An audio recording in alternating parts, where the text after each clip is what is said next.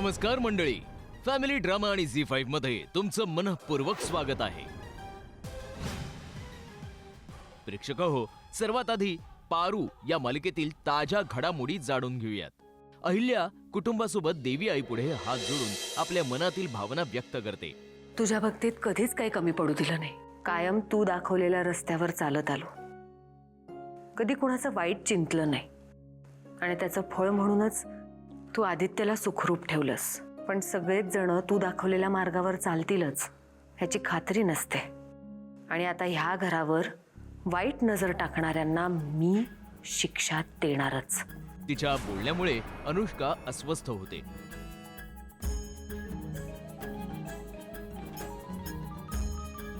आदित्य, आपण आपल्या शत्रूंना जरा जास्तच सूट दिली ना। पण आता बास, या स्फोटाची सगळी माहिती मला हवी आहे। अगदी बारीक सारीक डिटेल्स सुद्धा मला कळले पाहिजेत। का केलं, कोणी केलं, यात कोण कोण इन्व्हॉल्व्ड होतं, पुढचं प्लॅनिंग काय होतं, हे सगळं कळलं पाहिजे। त्या दिवशी ती दिशा आपल्या घरात येऊन आपल्याला चॅलेंज करून गेली आहे। तिला वाटलं असेल की ती जिंकली आहे म्हणून,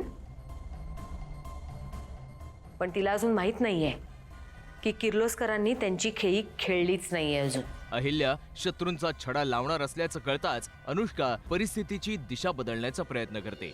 मॅम, मला ती मुलगी मूर्ख वाटली। आपण कशाला तिला एवढं महत्त्व द्यायचं आहे? जाऊ दे ना। बरोबर आहे तुझं, तिला महत्त्व द्यायचंच नाहीये, तिचं महत्त्व संपवून टाकायचंय। मात्र अहिल्या आपल्या निर्णयावर ठाम राहते। प्रीतम, जाता जाता पारूला पाठवून दे, कारण कालच्या प्रकरणानंतर तिची भेट झाली नाहीये। होय, मी बोलवतो पारू। आणि मित्रहो, आता बोलूया सावळ्याची जणू सावली या सुपरहिट मालिकेविषयी। इन्स्पेक्टर देवा आणि सावली यांच्यात भावा बहिणींचे संवाद घडतात। ए सिस्टर, अपनी बहन हैप्पी, आपण हैप्पी। बास देवा भाऊ, किती कौतुक कराल। करू दे ग। आयुष्यात पहिल्यांदा कोणीतरी असं भेटलंय जिचं कौतुक करावं असं वाटतं।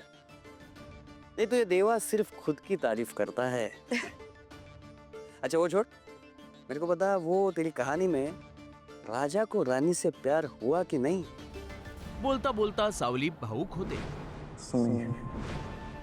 काही नाही, राजाला राणीबद्दल काहीच भावना दिसत नाहीयेत, म्हणून राणीने आता ठरवलंय आपल्या मनातल्या भावना व्यक्त करायच्या नाहीत। अरे वाह, ये रानी तो अपने स्टाइल की निकली, एकदम परफेक्ट बोलते थी। देवा पुन्हा वातावरण हलकं फुलकं करण्याचा प्रयत्न करतो। जोपर्यंत समोरून ग्रीन सिग्नल येत नाही ना, तोपर्यंत आपली गाडी निकालणे काहीच नाही। हा, पर डोंट वरी, एक ना एक दिन तिन्ही सिग्नल ग्रीन होतील। ना रेड ना येल्लो, ओनली ग्रीन। ओके, येते मी। बाय।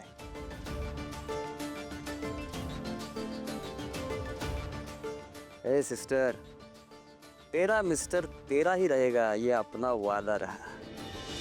भागवतांच्या घरासमोर एक गाडी उभी राहते आणि ती जयंतीने मागवलेली असते। या की लवकर, आलो आलो राज वाटतो इथं। आलो आलो आलो। एसी आहे ना गाडीत चालू? सुन भाई, अगं ही गाडी। जयंतीने यासाठी नेमकं काय केलं हे ऐकून एकनाथ आणि कान्हू हतबल होतात। तुम्ही तर काही सोय करणार नाही, म्हणून माझ्या मैत्रिणीकडनं उसने घेतले मी। अगं पर जयंती, तू परत कर्ज करून ठेवलं बाई। हा, केलं ना मग। माझं कर्ज मी फेडीन माझ्या नवऱ्याकडनं पैसे आल्यावर। आओ, आपण येतोय, सावला कळवलं ना तुम्ही? अरे देवा, राहिलंच फोन करायचं। सुनबाई, जरा फोन लावून द्या। या लागलाय। तेवढ्यात एकनाथ सावलीला फोन करतो आणि सावलीला काही सुचेनासं होतं। हॅलो, साऊ, अगं आम्ही तुझ्या घरी येतोय बरं का। घरी?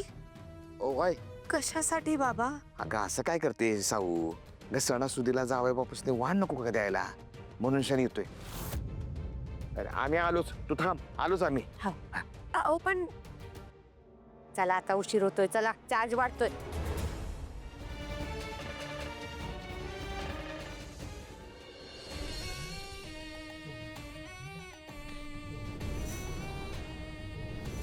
प्रेक्षक हो, तुला जपणारं आहे मधील रोमांचक वळणं तुम्हाला हादरवून सोडतील. वेदाला झोपेत एक भयंकर स्वप्न पडतं. वेदा, अंबिका तिला मायेने सावरण्याचा प्रयत्न करते. काय झालं बाळा? वाईट स्वप्न पडलंय का? वेदा, तिच्यासाठी अंगाई गाते.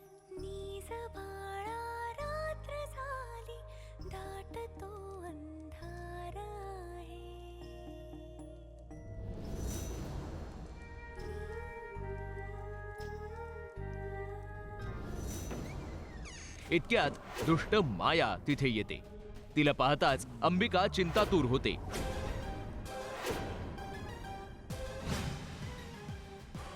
माया आत्ता वेदाच्या रूम मध्ये काय करतेय?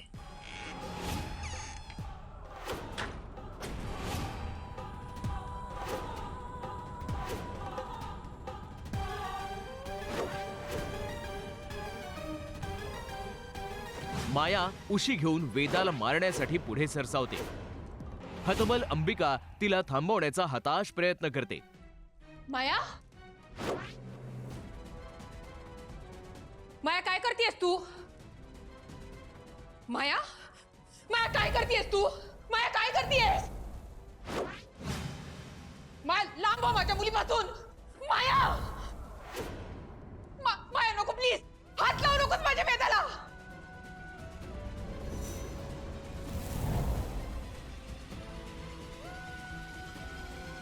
माया वेदाचा जीव घेणार इतक्यात अथर्व येतो. अंबिकाच्या जीवात जीव येतो. माया लगेच आपले खुनशी हावभाव लपवते आणि वेदाची काळजी घेत असल्याचा आव आणते. अथर्व मात्र चिंतातूर. माया, तू इथे आणि ते या वेळेला? अरे तिला झोप लागत नव्हती म्हणून झोपायला आल्या. ठीक आहे, तवशी वगैरे ठेवली आहे, कूस बदलली तर पडेल ना म्हणून. नाही, अथर्व खोटं बोलतीये ही. मायाचं फसवं बोलणं त्याला आधार देणार ठरतं. माया, तू वेदाला इतका जीव लावतेस, एवढी काळजी घेतेस, बघून बरं वाटतं. अंबिका गेल्यापासून वेदा शांत झाली, कोणाशी बोलत नाही ती. तू आहेस म्हणून हे सगळं जरा मॅनेजेबल झालं. अथर्व प्लीज.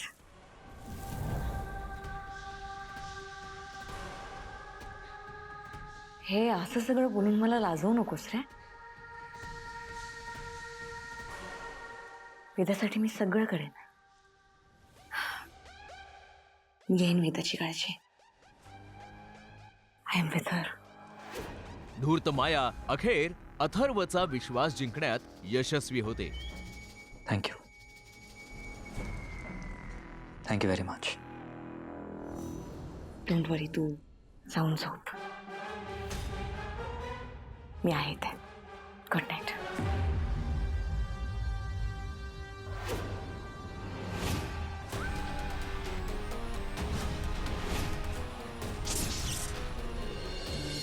मंडळी, लक्ष्मी निवास मधील चढ उतार तुम्हाला माहीत असायलाच हवेत.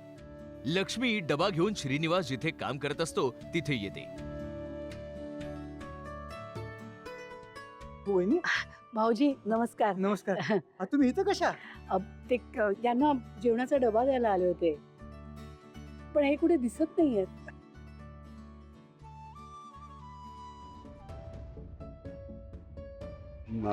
लक्ष्मी, अगं तू इथे कशी? अरे श्रीनिवास, लक्ष्मी वहिनी स्वतः तुझ्यासाठी डबा घेऊन थेट इथं आल्यात. लक्ष्मी आणि श्रीनिवास मध्ये सुरुवातीला जुजबी बोलणं होतं. अगं आता काय आहे लक्ष्मी, मॅनेजमेंटनी ठरवलंय की आमच्या इथले नियम बदलायचे सगळे. अगं बाई, हा म्हणजे हे सिक्युरिटी आहे ना वर्कशॉपची, ती आता खूप कडक करणार आहे तुझं. म्हणजे तुझं नशीब की तू आज आत येऊ शकलीस. अगं यापुढे बाहेरचं कोणालाही या गेट मधनं आत येताच येणार नाही, माहितीये का काय तुला? सांगताय? हो ना, ठरवलंय त्यांनी. हळूहळू त्यांचं बोलणं स्वप्न आणि वास्तव यांची एक सुंदर सांगड घालू पाहतं. अहो, साहेबांना म्हणावं आता जरा पगार पण नवीन करा. बघा ना, आता आपलं व्यंकी कामाला लागलाय, हरीशही कमवायला लागेल. आता भावनाचाही पगार चांगला आहे. आता जर तुमच्या पगारात वाढ झाली ना, तर मला त्यातून खूप पैसे साठवता येतील आपलं लक्ष्मी निवास बांधायला. नाही का? हो नक्कीच. हे घ्या, पण तुम्ही मात्र वेळेत जेवा हा. तू जेवून घे घरी गेल्यावर. येऊ? जेव्हा लक्ष्मी श्रीनिवासला डबा देऊन निघून जाते तेव्हा श्रीनिवासच्या मनात विचारांचं चक्र फिरू लागतं. प्रत्येक यशस्वी पुरुषाच्या मागे एक खंबीर स्त्री असते असं म्हणतात, आणि लक्ष्मी माझ्या पाठीशी तू आहेस. काहीही करीन मी तुझ्यासाठी. मला आपल्या सगळ्यांना या परिस्थितीतून बाहेर काढावंच लागेल. प्रेक्षका हो, नवरी मिळे हिटलरला ही मालिका सध्या एका नाट्यमय वळणावर येऊन पोहोचली आहे. एजेच्या एका सुंदर कृतीमुळे लीला आश्चर्यचकित होते. तुम्ही हे करताय? मी जेव्हा कुठल्या इम्पॉर्टंट कामाला जातो तेव्हा आई मला हे देते, कारण की जिथे मी जातो तिथे मला सक्सेस मिळायला हवं म्हणून. आता तू पण तुझा नवीन प्रवास सुरू करतेस, त्यासाठी युनी लक. एजे तिला तिच्या नव्या प्रवासासाठी प्रोत्साहन देतो. तू ज्याच्यासाठी चाललीस त्यात सक्सेसफुल होशील. लीला मनापासून त्याचे आभार मानते. अभि, थँक्यू तर मी म्हटलं पाहिजे तुम्हाला. तुम्ही मला माझ्या स्वप्नांची आठवण करून दिलीत. आता इतकं मोटिवेट करताय, तुम्हाला कल्पनाच नाही मला आता किती छान वाटतंय. या क्षणी ती एजे समोर आपली एक भावना व्यक्त करते. हे तुमच्याकडे काहीतरी मागितलं तर खरंच द्याल मला? ऑफकोर्स, बोल. मला ही स्पेशल ट्रीटमेंट नका देऊ. मला माझ्या करिअरसाठी स्ट्रगल करू दे ना. आता तिथे मी तुमची बायको म्हणून नाही तर एक स्ट्रगलिंग ऍक्ट्रेस म्हणून जाणार आहे. तिथे जर मी गाडीतनं गेले, मला स्पेशल ट्रीटमेंट मिळाली तर मग माझ्या स्ट्रगलला काय अर्थ उरेल? मला माझ्या करिअरसाठी झगडायचंय. प्लीज. एजेही त्या भावनेचा आदरपूर्वक स्वीकार करतो. ठीक आहे.